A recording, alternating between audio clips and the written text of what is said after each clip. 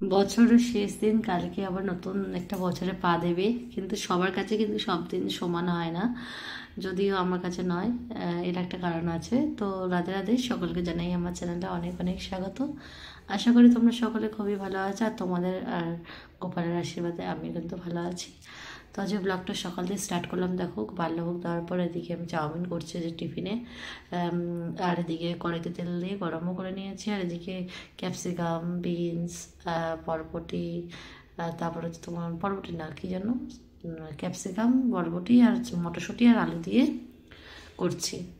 তো যেটা বলছিলাম, আজকে আমার দাদুর মৃত্যুবার্ষিকী, তো ওই জন্য আমাদের কাছে আজকে দিনটা অতটা আনন্দের নয়। অনেকে আজকে খুব আনন্দ করে ঘুরতে যায়, তো আমরা আজকে কিছু করবো না, কালকেই যা করার করবো।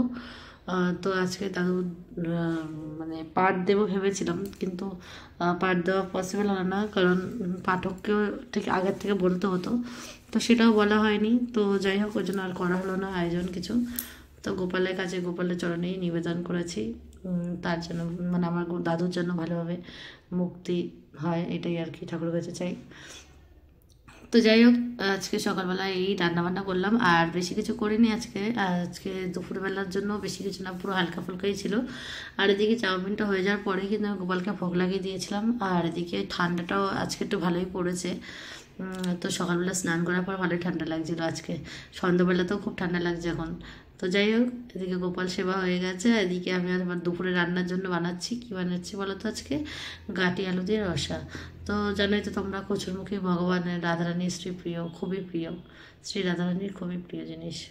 তো যাই হোক, ওটাই বানিয়ে নিচ্ছি, আর একটু টমেটো বানিয়ে দিয়ে দিয়েছি। পেস্ট এখন দিই না, এখন একদম লাইট করবো। কালকে রিচ করেছিলাম, বিরিয়ানি করেছিলাম, আর আজকে একদম হালকা করে করছি। আর এদিকে আমি আগে একটা ছোট্ট থেকে একটা বেগুন ভেজে নিয়েছিলাম। বেগুন বেশি খেতে ভালো লাগে না, ওই জন্য অল্প একটা ছোটো থেকে করেছি। আর এদিকে পাঁপড় ভেজে নিয়েছি, আর রসা করছি। আর মিষ্টি আছে, ওটা দিয়েই গোপালকে ভোগ নিবেদন করে দেবো। আর শশাও আছে, একটু বানিয়ে দেবো। তো তোমাদের সাথে বলতে বলতে দেখো, এদিকে আমার কিন্তু রান্নাবান্না একদম কমপ্লিট হয়ে গেল।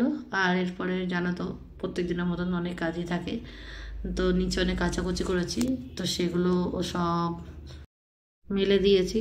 আর এদিকে মানে জায়গা নেই, আর রোদ্দুর আজকে একদম হালকা রোদ্দুর ছিল। তো যেখানে যেখানে রোদ্দুর রোদ্দুর রয়েছে সেখানে যেখানে মেলে যায়, ছাদেও পুরো ভর্তি, ছাদে মেলারও জায়গা নেই।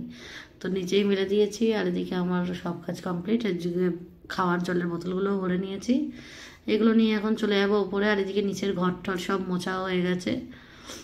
তো দেখো, ঘরটার গোছানো হয়ে গেছে। সকালবেলা বাসি ঘরটারগুলো একেবারে মুছতে পারিনি আজকে, আজকে পরেই সব কিছু করলাম। আর এদিকে দেখো, সব কিছু গোছানো গোছানো হয়ে গেছে। মোছামুছি ছিল, খুব প্রচণ্ড পরিমাণে ধুলো পড়ে প্রত্যেক দিন। এত ধুলো যে কোথায় থাকে বুঝতে পারি না।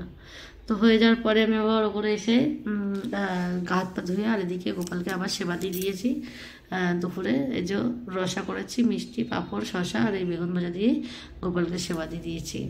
আর তারপরে সবজিওয়ালা এসেছিলো, কালকে আসবে না বললো, তাই জন্য একটু কুমড়ো নিয়ে নিয়েছি। আর কুমড়োটার কালারটা দেখো এত সুন্দর, দেখি খেতে ইচ্ছে করবে সবার।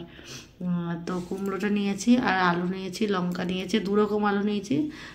মারা খায় নতুন আলু, আমি খাই পুরনো আলু। আর এদিকে টমেটোও নিয়েছি। আর যখন না থাকে তখন তো খেতেই হয়, সেটা তো কোনো কথা নয়। আর এদিকে আমার আর কোনো কাজ নেই। আর এদিকে দাদুকে একটুখানি শ্রদ্ধা জানিয়ে, আর এদিকে একটু জল আর মিষ্টি দিয়েছিলাম। তো ভগবানের প্রসাদী জিনিস, ওই জন্য তুলসী পাতা রয়েছে ওটাতে।